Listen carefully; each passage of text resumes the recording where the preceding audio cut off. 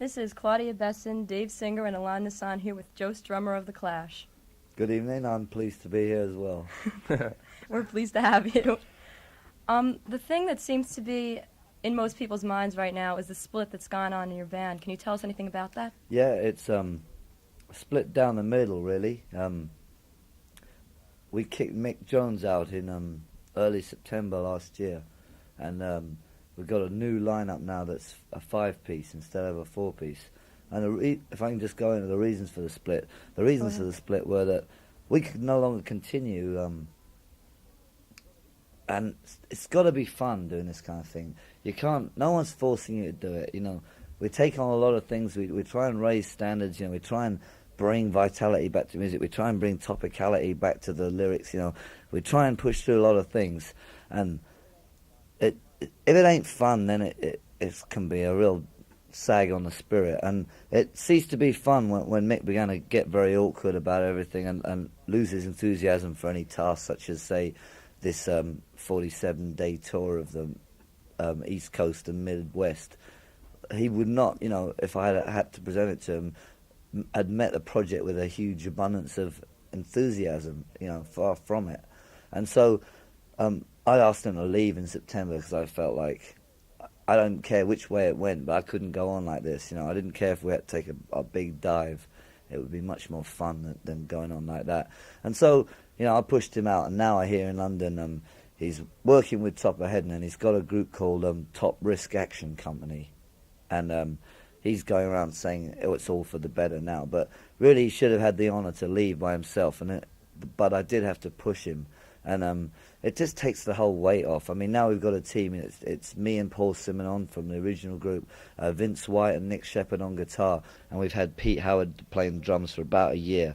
But it's, you know, none of us takes anything personally, so we can really get down to some truth. You know, we can criticise each other, and no one goes into a 9-day sulk about something. And it's just more fun. It makes life worth living. And you can't play music or create music if life ain't worth living. You don't feel like even getting out of bed, you know, let alone getting into a show or getting down the road. Was it you alone who decided to kick Mick out of the Clash? No, you see, we're a team, you know. There's me and Paul Simonon and Cosmo Vinyl, who's standing behind me. Hello. And then there's Bernie Rhodes, who's managed on and off the group since April '76. So it's a long-running team, and we work together as a team. And I kind of decided I'd had enough, and I said to Paul, "Look, I'm going to kick Mick out. What do you think about that?" And he went, "Well, I can't stand it either, so I'll back you up on that." And we just did it between the pair of us. What kind of disputes are going on over your name? Well, I think what Mick wants is he wants all the money, you know, and I think he's given up with the name, really. But at first he was going to go for the whole thing. But I think he's given up with the name because he realises, you know, you can't just have the Clash as a free thing, because you're open to all the things that you started out with. You know, we said that we'd act in a certain way, we'd play music in a certain way, that we'd follow certain ideals. You know, we try and treat people with humanity, and we didn't see the necessity of becoming like, you know, we wanted to be famous, we wanted to be successful, we wanted to be the #1 band in every land, right? But we didn't see the necessity to become an ego-tripping god, you know, surrounded by an entourage of yes men. And, you know, in fact, we thought we could avoid even the drug trip, but in fact we fell right into that on many occasions. And now with this new group, nobody in the group goes near drugs, and we're trying to encourage people that there is a life after drugs, and it's not some kind of downer.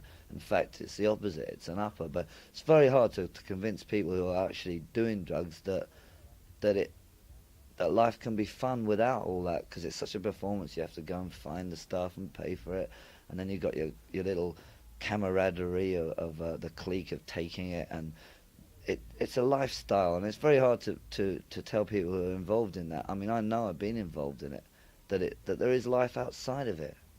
Do you feel that, you know, that now that you've stopped taking drugs and you've changed your group, how do you feel your music is going to change? Well, I feel my memory's coming back, you know, which could be a great help. With the music, as far as the music goes, I'm not too certain of what really to do, but I just know that we've got this feeling that we want to strip it back down to, all we take on the road is a guitar and drum and shouting, okay? And if that ain't good enough, then why are we only just bringing that, So I want to record with that and see if it's still something you can be creative with, because to be honest, I'm frightened of machines. I'm frightened of the endless possibilities and choices that you can have with the machines. You can have press this key and here's flutes. Press this key and here's flugelhorns. Oboes playing in sixes and sevenths. It's just baffling, and I see a lot of rock and roll musicians jumping into this. I mean, good for them, but a lot of the record that they're coming out with, I think it's not very strong in it. I feel like the artistic decisions are more kind of, oh, that sounds nice, let's have a load of that. Or, ooh, let's have some of that. Instead of like, their soul wants to hear that sound to be liberated by, like sort of Mozart twiddling away. It's not like that. It just seems to be, pour a bit of this in, half a cup of that. Well, we might as well bung a bit of this in and stir it around and throw it out and dress it up with a video and wham, there you have it, your top 40. And I don't believe that's strong enough. So you feel that for your music, like, do you feel that your music went that way for a while at Yeah, all? we were definitely into that. Oh, let's have a bit of this and a bit of that, definitely. Because we got bedazzled by the studio and its incredible ramifications of electronics and effects, and the 24 tracks all saying, feed me, record on me, what about me? So you're not going to be doing that anymore? Like, or can you foresee Well, it? I want to be in control of it this time. I want to be aware that happens. I don't want to be, I don't want to be swept along by the sudden possibilities. I want to work within limitations. This is what our new feeling is, that it's much stronger to define some limitations and then be creative within them. And then, like necessity being the mother of invention, surely that, I think, will be the new sound, will be invented within that kind of strict structure. Do you think that adding, like, you have 2 guitars now and you're not going to play anymore? No, I play as well, I'm afraid. It's very, very loud and extremely annoying. So do you feel like adding these 2 other guitarists in is going to, aid you in doing what you want to do with your music? Yeah, well, the possibility is like, instead of arranging violins or arranging a brass section, we're arranging almost a guitar section here. And it's something that hasn't really been done. We've had like the groups playing lead in unison, 2 guitars twiddle, twiddle, twiddle in unison, and then we've had like one rhythm guitar player with one lead going over it. But to do it with 3 guitars, I mean, sometimes we all 3 play rhythm in different parts of the neck, and we're also trying to use some sounds from the guitar, like more of a percussive instrument, rather like a drum rather than such a musical thing.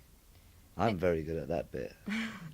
In concert, are you doing like the older stuff and just adapting it to your newer style? Well, what I decided was best. Like, we are working up an LP, okay, and we're playing it live to people to see how they like it. So we'll probably tomorrow night at the Palace, we'll probably hit people with 7 or 8 new songs, interspersed with all the best moments of the Clash. The times when we really hit it well. Like London Calling or Armageddon Time. I'm trying to play a representation of each year as the best things that we did in that year, so that you get a balanced view of everything that we've managed to do. And it does sound a lot more rocky at the moment, whereas sometimes we've got into experimental.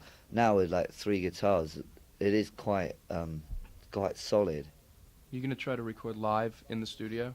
I like to do live-ish because I don't see the necessity of nowadays a modern record, whereas is built from a click box, and then they add the hi-hat, and then they add the bass drum, and then they go back and they add, they build the whole thing up from the very start. And I think there's something to be said between humans playing, say an X Factor that you can't describe, you just know it's there. And the way humans adjust to each other, say we go into a chorus and I'm going a bit fast, the way the band might slot in a bit faster behind me. And when you hear the record, it might give it, that's the way records were made. And I think a lot of good records have that human adjustment. And this, I'm very bored with this laboratory approach.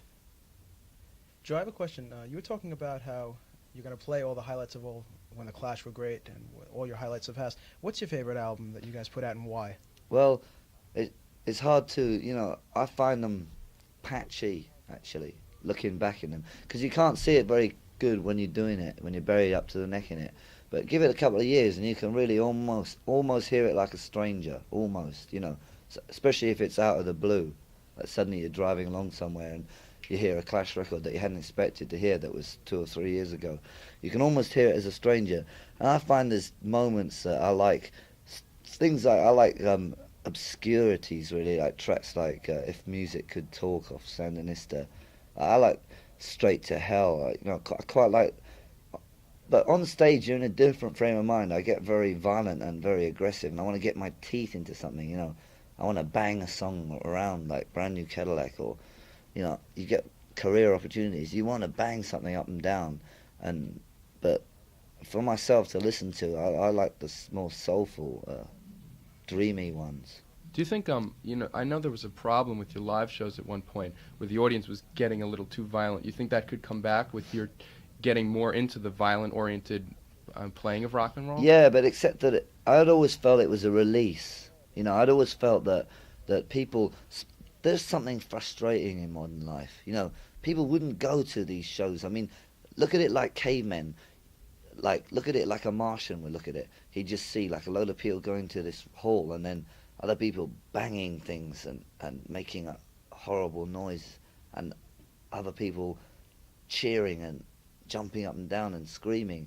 I mean, they think it was really weird to look at it from that point of view, from not understanding it. And I'd always thought it was a release. I'd always felt like there was something, the frustrating thing in modern life that makes you want to, when somebody drops something in a restaurant, you go, hooray, or you want to carve your name on the wall, just because you either want to prove you exist, or there's something, the way they run everything smoothly, like they designed this wonderful university and they didn't figure out the wind would be howling through them. Dumb things like that. It's just so dumb. There's something frustrating. I always felt like it was a release, and I always felt like people were less inclined to do something violently evil after one of our concerts than immediately before. And okay, at the front of one of our shows, it is a physical contact sport, you could say, yeah. But very rarely does any bone get broken. I mean, I was just boasting about that the other day. We were in Tennessee and the crowd rushed in and some girl tripped over and broke her leg on the bench immediately after I said it. So I'm looking for a bit of wood. Well, I'm not going to say it. It's all Formica in here anyway.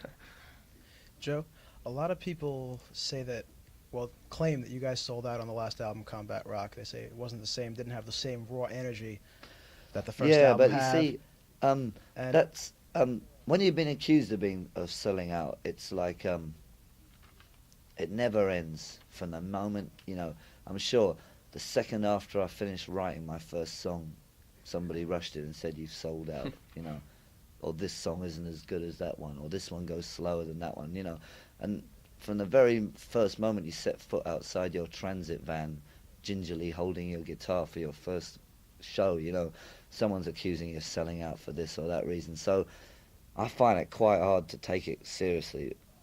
8 years later, I'm finding it quite hard to keep a straight face when I'm confronted by this. I mean, our sound changed radically. Okay, you could take it like this if I quickly run from the past forward. First album, rough and raw. Second album, heavy metaled up, thousands of guitars.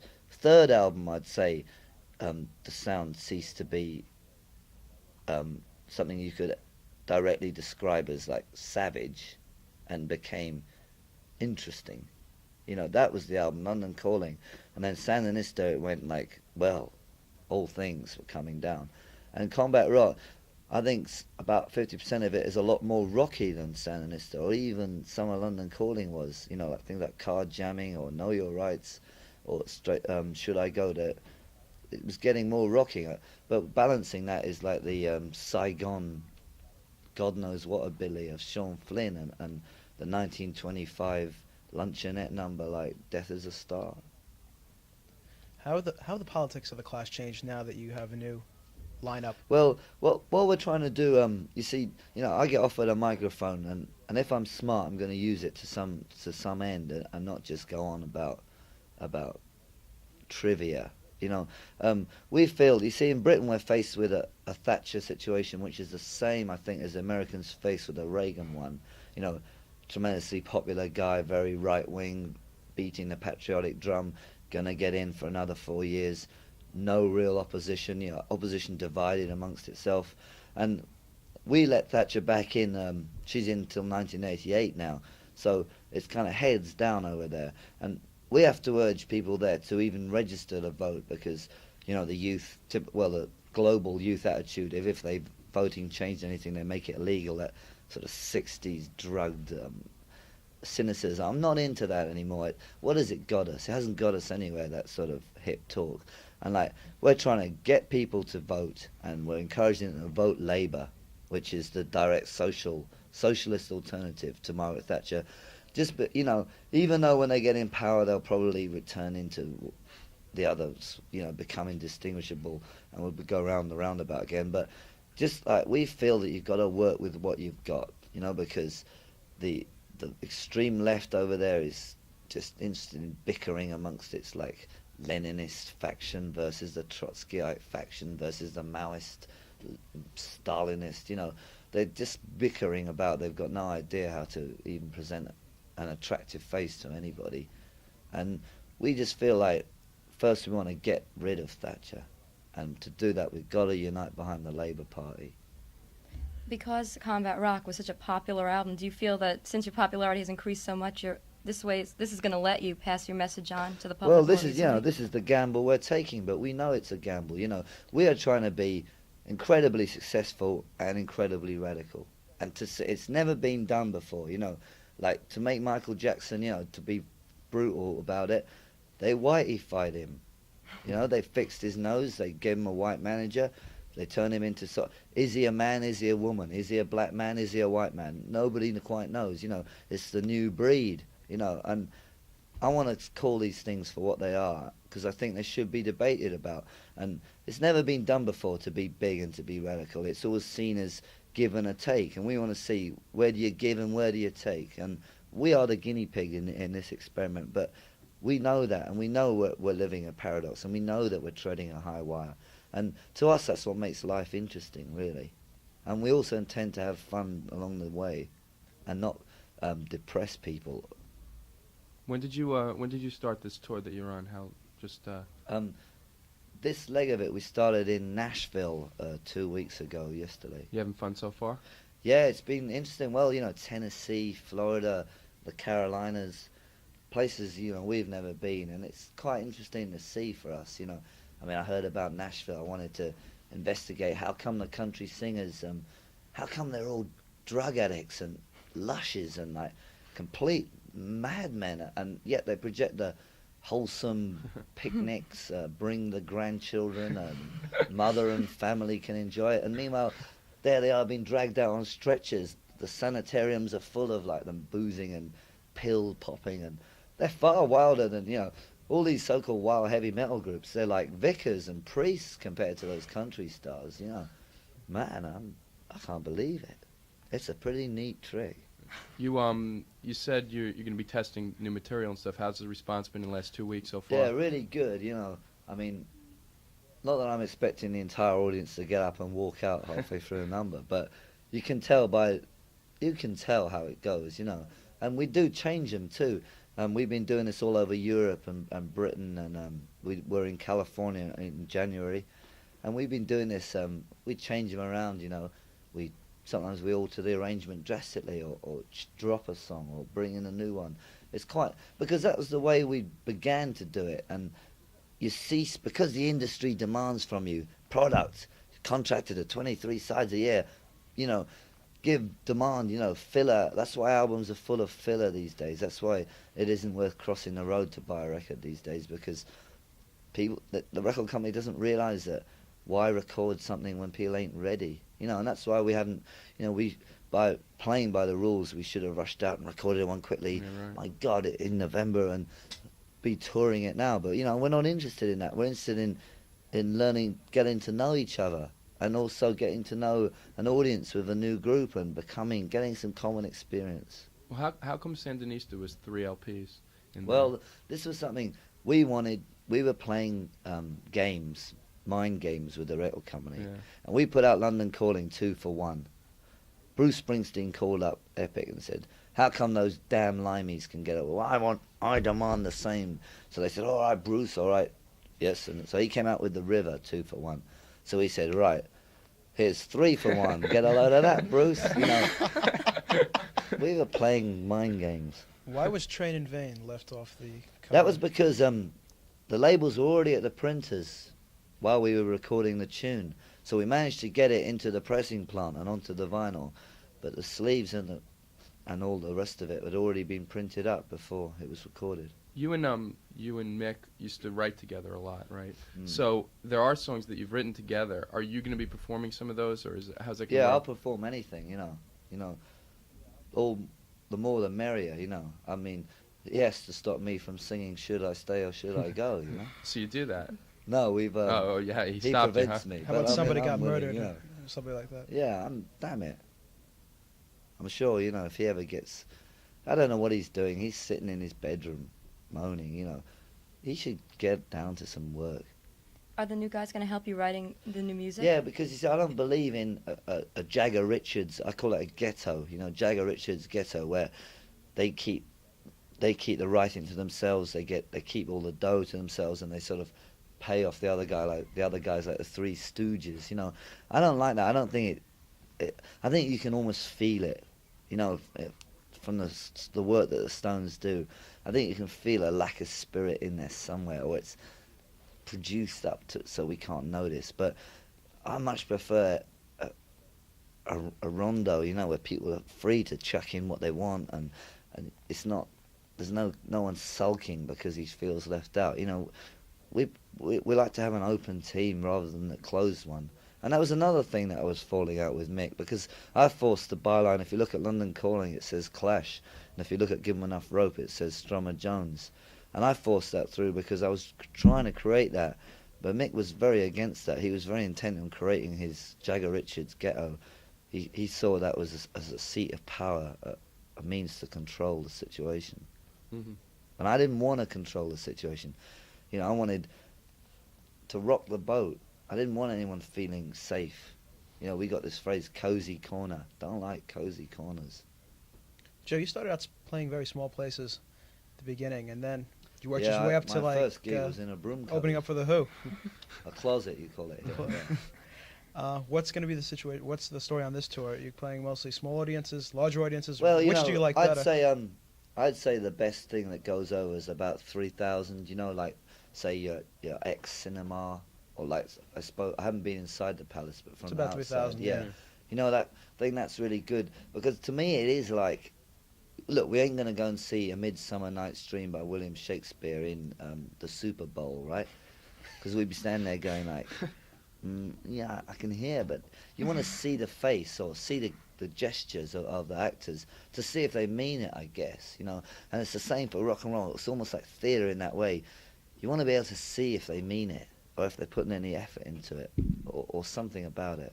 Why did you guys open for the Who at Shea Stadium if you feel that way? Well, I felt that you can't go on about it if you ain't done it. You know, you can't complain about the restaurant if you ain't tried the food. And as well, you know, we saw that we wanted some of their audience. You know, if they wanted to go and retire or whatever, you know, we thought, well, they invited us, you know, and also we liked it because they invited us. You know, they weren't like the Stones once invited us to play a show in New Orleans, and we said, okay, but we want the poster billed like a boxing fight. Mm-hmm. You know, the champions of the world, the Rolling Stones versus, you know, the contenders, the Clash. Get a bit of fun into it. You know, imagine a boxing poster like that, and they just put the phone down. They weren't interested in a face-off like that. And I felt it was kind of good of the Who to, you know, we British, we like to hang together, you know, the beat, boom, solidarity and all that bananas, you know. And there was a bit of that in it, but we were quite interested to check up on them. And also it's interesting for us as, is that the end of the road? You know, these guys had been through the mill, they'd gone Woodstock and Tommy and God knows what, you know. The drummer died of drugs and the Townsend nearly flew off on LSD and all that stuff. And that hit, now we have it in 1983. Is that the end of the road for rock and roll? It was kind of good for us, an education, to look at them arriving in here's one limousine for the bass player and here comes one limousine for the singer, you know, and it was all like, bring on the space. They carried around Space Invader machines and they had like people to plug them in and people to unplug them and people to, I don't know, turn the lights on and people to turn the lights off. And it was a real shock, you know. We thought, and in a way that encouraged me to sack Mick Jones, because I could see they weren't buddies is what I'm trying to get at. They couldn't stand the sight of each other, in fact. You know, they'd go on stage and do the old pals act in front of the 90,000 people, but they weren't buddies. And I didn't want to get like that with Mick. And so I thought, to hell with it. I'd rather be with a bunch of mates who are really enthusiastic, who really enjoy what you're doing. You know, he didn't enjoy what he was doing, and it's like cancer. It eats into everything. It's like in the comic books with a black cloud above people's heads. Well, are there any bands right now that you like on the rock scene? Well, I'm not, you know, I don't check out too many things at the moment. I mean, what we're doing now is we're trying to find local acts that are creating some excitement, some local stir.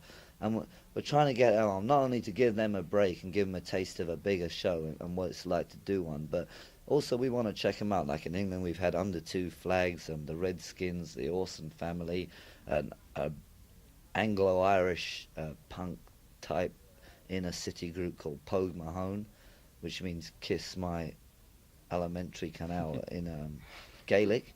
And over here, you know, we got 14 Carat Soul. We've had them the last couple of nights, and we're trying to check out groups like Tav Falco and the Panther Burns, and most of them have been pretty interesting. You know, I think there is a healthy subculture out there, but it won't be top 40. I mean, college radio really, I think, is doing a hell of a lot to fertilize, to pollinate cultures. Because imagine Buddy Holly sitting in Lubbock, Texas, 56, 54, and he's hearing black records. He's hearing country music. He's hearing, you know, I know that now I know from my research, it's the powerful stations along the Mexican border that you could even pick up in Illinois on a good night.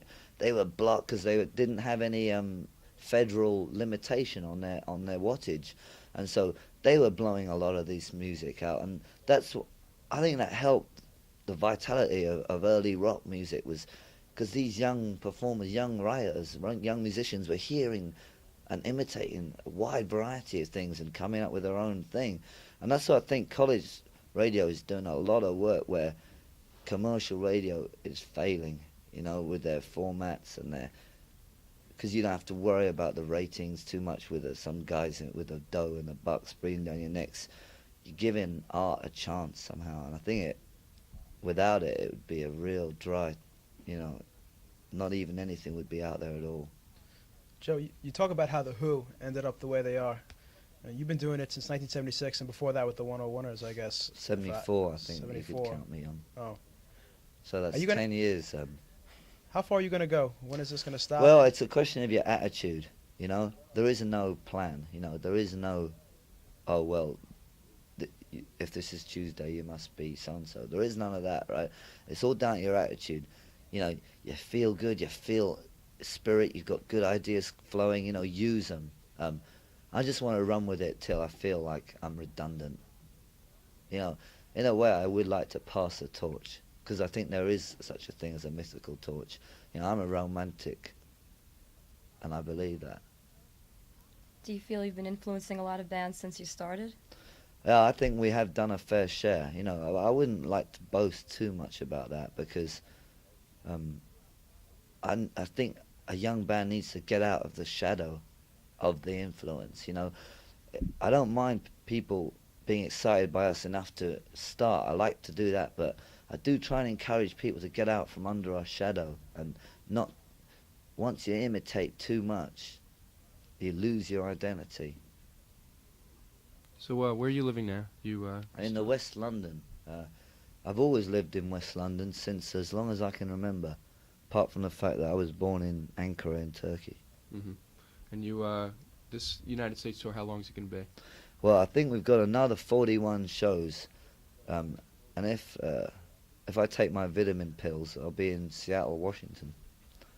Uh-huh. And when's that going to end? How long? 6 weeks or something like that? Yeah, I don't like to look at it in case the head's down and have fun, you know. Yeah. And then any specific plans about studio or anything like that, or you going to see how? Well, we're going to attempt to record naked to see if it brings the primeval spirit back to things. But apart from that, I don't know. Okay. All right. Well, anyway, we're glad you're in town. Glad you stopped up at the radio station, and looking Okay. forward to seeing you tomorrow night at the Palace Oh yeah, Theater. I forgot. Yeah, we're at the Palace. All right.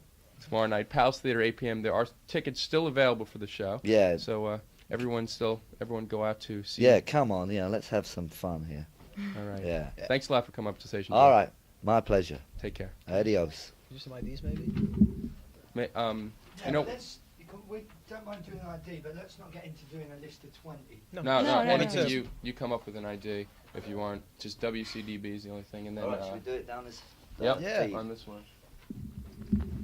And then the only one other thing we wanted to do, just to push the show one final time, is just say, I mean, we Okay, could yeah. probably edit that thing out, but if you say something like, "This is just from the Okay, Clash, yeah. hope to see you down at the Palace." So we'll do the ID, yeah? Yeah, WCDB. CDB. Albany. Give him the button. Dave. Yeah, okay. Fun. Are you rolling, Chief? Yeah? Okay, my name's Joe Strummer from The Clash, and I'm telling you that right at this moment you're listening to WCDB, and that's 91, and it's the most rockin' sound in the Albany area. Believe me, I've tried them all, and I'm come back here, dying of thirst like a man in the desert. All right. Okay, and then I'll just do something about the show, try and get some... Okay, my name is Joe Strummer of The Clash, and if you want an earful, and if you want an eyeful, I want to see you down the Palace Theatre, because Albany's pretty cold this time of year. In fact, my ears are just froze off walking around the town centre, and I want to tell you that the real heat, the cultural heat, will be down in the Palace Theatre tomorrow night. Tonight.